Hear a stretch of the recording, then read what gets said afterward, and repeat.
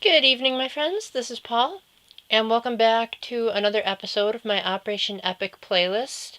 If you guys could let me know in the comments section if you prefer my Operation Epics to be from earliest to latest or vice versa, that'd be nice, because if I don't hear from anyone, I'm going to switch it to latest to earliest. Anyway, this video was inspired by a discussion I had with my sister at the dinner table, and we were talking about how I misquote famous sayings a lot, but if there's one thing I don't like to misquote, it's the Bible. So my dad and we got talking about, different apologetics methods and reactionaries and yada yada. And so I figured, well, you know what? I'd like to make a video about some of my favorite disputes between Jesus and the Pharisees. Because I know they're supposed to be serious matters, because, these guys are fiery hypocrites that Jesus, really lays the smack down in the Gospel of Matthew and Luke.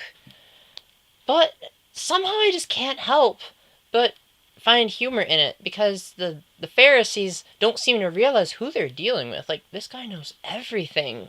How the heck are we going to stand a chance? And yet they still try to test him.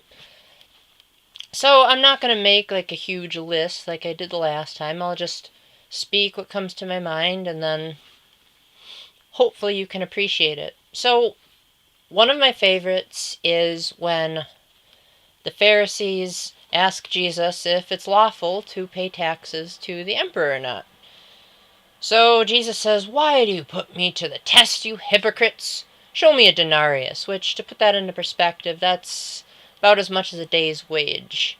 So they do, and he says, "Whose head is on that thing?" And they say, "Well, of course, it's the emperor's." And he says, "Well, give to the emperor what's the emperor's, give to God what's God's." And they're silenced. Another one of my favorites is the woman caught in adultery, which, because it's in the Gospel of John, of course is going to have so much hidden depth to it that we still don't know the full story.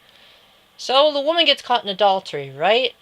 And first off, they're immediately hypocritical, because why didn't they ask Jesus to condemn the man, too? Because, it takes two to be adulterous, right?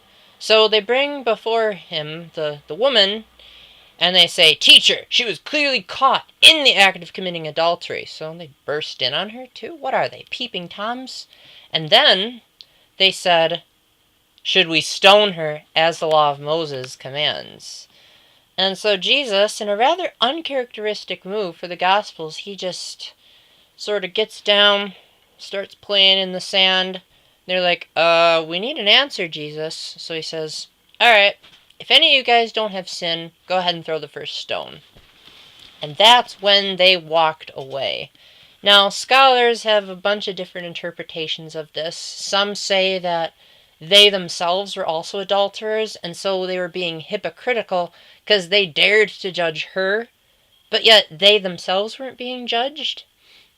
And then some scholars also speculate that Jesus was writing their sins in the sand, being like, "Oh man, you hypocrites, I should be judging you right now." But notice how everyone leaves. Jesus is alone with the woman.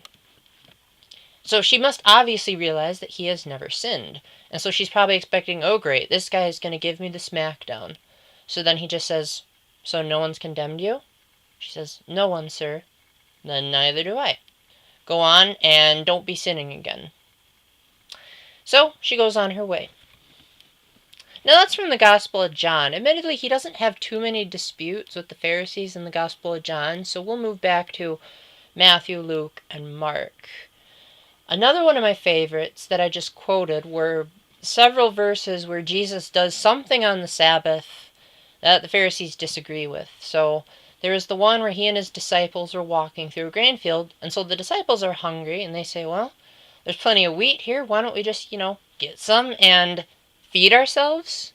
So then the Pharisees, which, what do they have, a tracking device on Jesus or something? Everywhere he goes, they're like, "Ah, yes, there's the man we see." And so they somehow speed over to his presence, and they say, "What the heck are you doing? You can't be picking wheat on the Sabbath."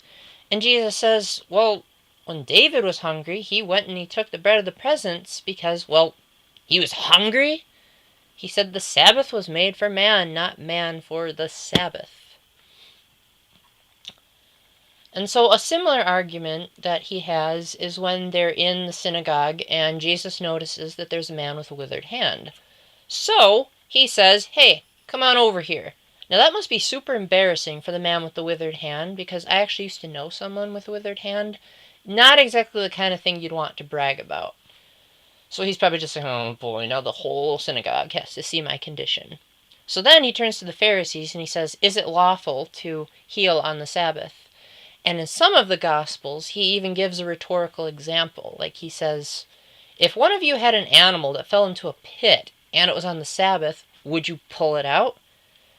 And they're silent because they realize that nowhere in the Old Testament law does it forbid healing on the Sabbath. It just forbids work. And then it says he looked at them with anger, which actually kind of scares me, because if God is angry with someone, you know that he really knows the depths of their hearts. And they're just like, they know that they're being hypocrites, and it's not just an accidental thing. So then Jesus heals the guy, right? And then the Pharisees conspire to kill him. So, another example that I really like is when he just lays the smack down on them by literally just walking away from them because they can't answer one of his questions. So this is when the Pharisees are curious about why John the Baptist is able to baptize people, and where did he get... Sorry, other way around. They're questioning, where does Jesus get the authority to be teaching all of these Bible passages and saying, I came to fulfill the law, so therefore what you've heard, but now I say to you, so on and so on. So Jesus says, alright, I'll tell you where I got the authority. If you answer me, where did the baptism of John come from? Was it of human or divine origin? So then the Pharisees get in their little circle, and they start whispering to each other. And they say, well, if we were to say of human origin, then people are going to really hate us. So they want the attention of the crowds.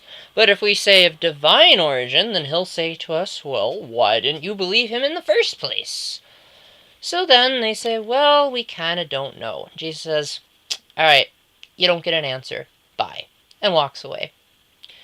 So, I don't know if there's necessarily any moral here, but I hope you were able to learn a couple of fun facts based on what I told you. If any of you are wondering, like, where is that in the Bible, Paul? Because I tended to use a lot of my type of lingo to paraphrase.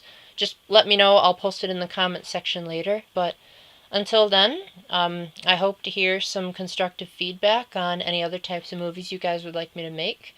And until the next time, keep the faith, stay epic, and God bless. Bye.